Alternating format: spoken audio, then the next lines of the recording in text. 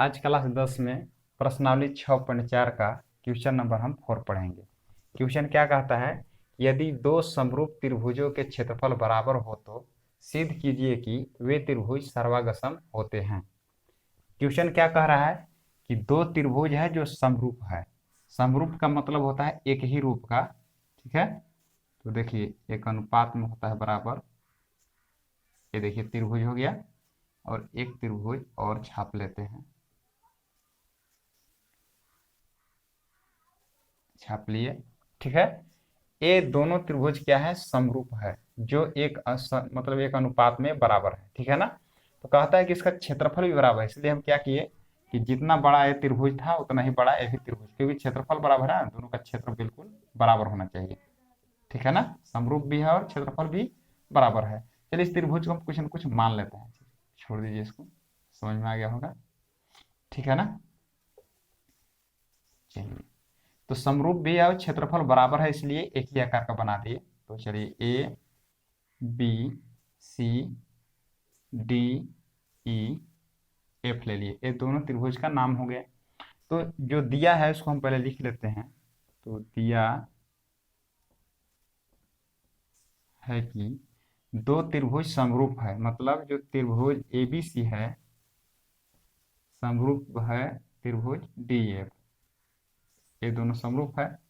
और क्या दिया है कि दोनों का क्षेत्रफल भी बराबर है, मतलब एरिया जो दोनों का है बराबर थे। एरिया लिखेंगे ए बी सी, यानी त्रिभुज ए बी सी बराबर, कौन बराबर है, डी एफ का बराबर है ना।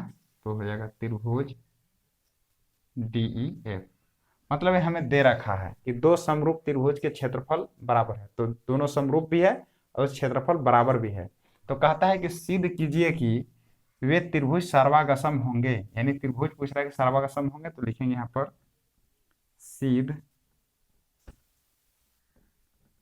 करना है कि, क्या सिद्ध करना है कि दोनों त्रिभुज क्या समरूप होंगे।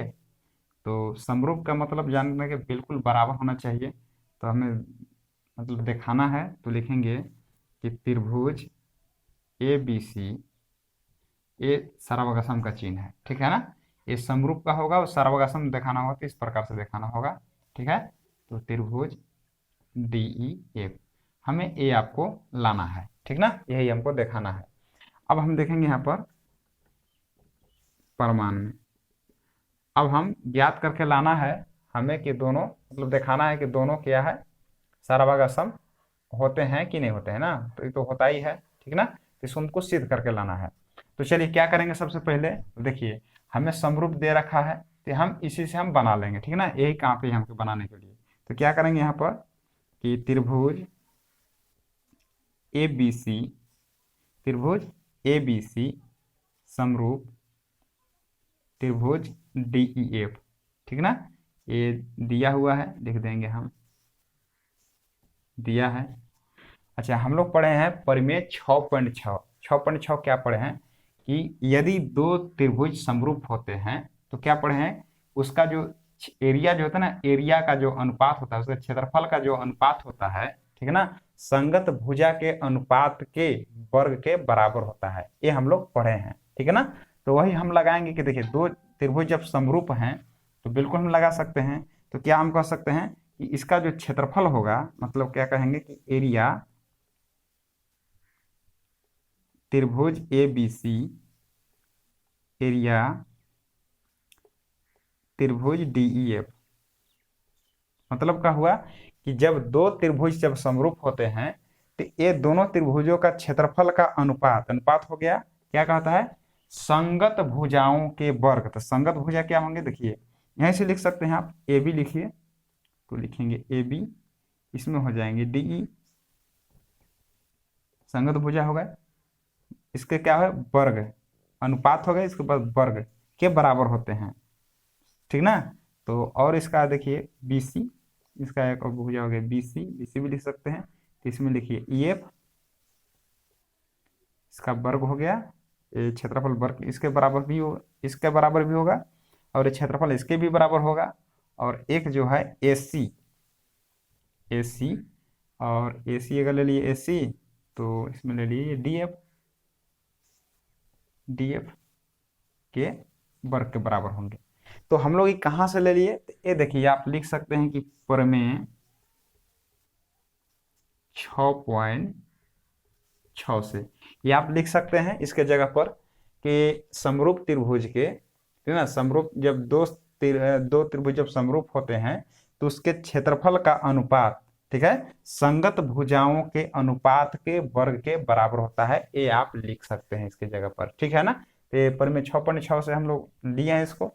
अब देखिए, अब क्या कहते हैं, दोनों का एरिया क्या है, देखिए यहाँ पर लिखा है दोनों का एरिया क्या है, बिल्कुल बराबर है। अच्छा, बराबर का मतलब क्या हुआ कि अगर मान के क्षेत्रफल इसका मान के चलिए कि 100 है ना, मान के चलिए 100 इसका क्षेत्रफल 100, कोई स्क्वायर उस में होगा, ठीक है ना, तो हो सकता है तो ये भी मान के 100 होगा। अगर बराबर है तो दोनों बिल्कुल बराबर है। अगर इसको काटा जाए तो क्या होगा, 1 के बराबर होगा। अगर क्षेत्रफल बराबर है तो काटने पर तो 1 के बराबर आएगा, तो क्या लिख सकते हैं कि क्षेत्रफल जो है 1 के बराबर होगा, जगह पर 1 लिख सकते हैं, 1 लिख सकते हैं, कोई दिक्कत नहीं होगा। अब देखिए, अब ए बी बटे डी का स्क्वायर, क्योंकि हमें क्षेत्रफल बराबर बोला है ना, तो यहाँ पर तो लिखा हुआ है, इसलिए हम ऐसा किए। कुछ भी क्षेत्रफल होगा दो बिंदुओं को बराबर होगा, 20 होगा तो भी 20 होगा, 200 होगा तो भी 200 होगा, ये कहने का मतलब होगा, ठीक है। अब ये क्या हुआ कि BC बटा EF, इसका भी वर्ग हो जाएगा, और AC बटे DF का भी वर्ग हो जाएगा। अच्छा, वर्ग आप हटा सकते हैं, कैसे हटा सकते हैं, देखिए आप हम लोग पढ़े हैं कि मान के चलिए कि ये 4/5 कैसे होल स्क्वायर है बराबर 1 है, तो स्क्वायर अगर इधर से अगर स्क्वायर इधर से अगर हटेगा तो इधर क्या आ जाता है, रूट में 1 आ जाता है, ऐसा, ठीक है ना। तो हम लोग सब पढ़े हैं कि स्क्वायर का अगर हटाएंगे 1 पर तो इस पर रूट आ जाएगा, मतलब AB बटा D बराबर 1 ही हो जाएगा, ठीक है। ऐसे भी करके हम हटा सकते हैं, जैसे हम कह रहे हैं कि देखिए कि AB बटे D है, इसका वर्ग है ना 1 के बराबर होगा, यानी 1 का बराबर AB है, 1 का बराबर AB है। तो अगर यहाँ से स्क्वायर को अगर हटाया जाए AB बटे D, तो इधर में रूट हो जाएगा, जैसे प्लस माइनस आता है, ठीक है ना। तो 1 का बराबर होगा, तो अगर 1 का वर्गमूल निकाला जाए तो AB बटे DE और बराबर 1, 1 तो आएगा। या ऐसे भी हटा सकते हैं कि दोनों तरफ वर्ग करने पर या वर्गमूल करने पर, तो लिखेंगे सभी में, सभी का मतलब हुआ दोनों पक्ष में भी लिख सकते हैं, तो दो पक्ष हैं इसमें, ये बायां दायां, ठीक ना, ये बायां दायां बायां दायां लिख सकते हैं सभी पक्षों में, या लिख सकते हैं यहाँ पर दोनों पक्षों में लिखिए, सभी में ही लिख दीजिए, ठीक है ना। सभी में वर्ग मूल करने पर भी लिख सकते हैं आप, सब में वर्गमूल लगा दीजिए, चलिए 1 पर भी लगा दीजिए, ठीक है। स्क्वायर है ना, इस पर भी आप रूट लगा लीजिए।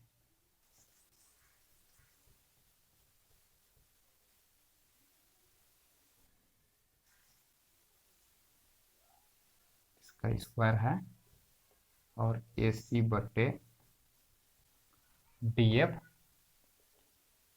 का स्क्वायर, इस पर भी रूट कर लीजिए। यहाँ पर कोई जरूरी नहीं है सभी में वर्गमूल करने पर लिखे हैं, तब लिख सकते हैं दोनों पक्षों में, ठीक है ना, इसमें ज्यादा दिक्कत नहीं है। अब क्या करेंगे, 1 का वर्गमूल कितना होता है आप लोग को दिख रहा होगा, ठीक है ना। 1 का वर्गमूल कितना होता है, तो 1 ही होता है, 1 का वर्गमूल 1 होता है बराबर। अब देखिए रूट से स्क्वायर हट जाता है, रूट से स्क्वायर हट जाता है। अच्छा, रूट से स्क्वायर कैसे हटता है, देखिए जैसे मान के चलिए कि रूट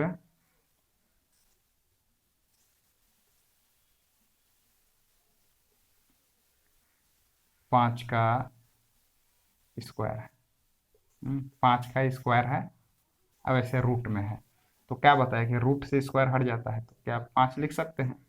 या दूसरी तरफ समझिए कि 5 की स्क्वायर कितना होता है, 25, तो 25 का वर्गमूल भी 5 होता है। दोनों तरफ समझ में आ गया होगा। इसी प्रकार से इसको हम हटा दिए, देखिए तो रूट से स्क्वायर कट गया, तो AB बटा D बचेगा, AB बटा D बराबर BC बटा EF बराबर AC बटा DF, AC बटा DF हो गया, ठीक है ना। इसे बन गया, बना सकते हैं, ठीक है।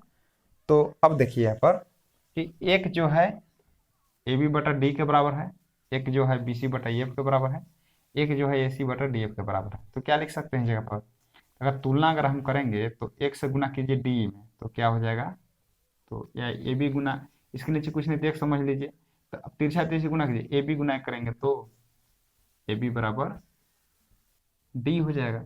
फिर एक बटा एक का तुलना ये बी सी बटा ई एफ से कीजिए, तो बी सी गुना वन करेंगे तो बी सी, और ई एफ गुना वन करेंगे तो ई एफ। फिर देखिए उसी प्रकार से एक बटा एक का तुलना कीजिए ए सी बटा डी एफ से, तो ए सी गुना वन करेंगे तो हो जाएगा ए सी, और डी एफ गुना वन करेंगे तो क्या हो जाएगा यहाँ पर डी एफ हो जाएगा। ठीक है ना, मतलब ये समझ में आया कि इसका संगत भुजा जो है, ठीक है ना, ये बराबर हो गए, और जो भी इसका भुजा है इसका अनुपात क्या कह रहा है, 1:1 के बराबर है। मतलब क्या हुआ कि 1:1 का मतलब ये हुआ कि अगर इसका भुजा 1 है तो इसका भुजा 1 है, इसका 1 है तो भी 1 है, इसका 1 है तो 1 है। मतलब अगर 5 है तो ये भी 5 होगा, ये 5 है तो ये 5 होगा। मतलब इसका जो भुजा है बिल्कुल क्या है, एक दूसरे को बराबर है भी आप कह सकते हैं। ठीक है ना, तो जब इसका भुजा जब बराबर हो गया, संगत भुजा बिल्कुल बराबर है, तो क्या कह सकते हैं कि ये जो क्षेत्र ये जो होगा त्रिभुज क्या होंगे, सर्वगसन। क्योंकि सर्वगसन का मतलब होता है कि भुजा भी बराबर और कोण भी बराबर बिल्कुल है। ठीक है ना, तो हम लिख सकते हैं अतः क्या लिख सकते हैं कि त्रिभुज ए बी सी सर्वगसम है त्रिभुज डी ई एफ। ठीक है ना, तो त्रिभुज ए बी सी सर्वगसम है त्रिभुज डी ई एफ, ये हमें प्रूव करना था। ठीक है, ये प्रूव हो गया। ठीक है, तो आशा करते प्रश्न आपको समझ में आ गया होगा। धन्यवाद।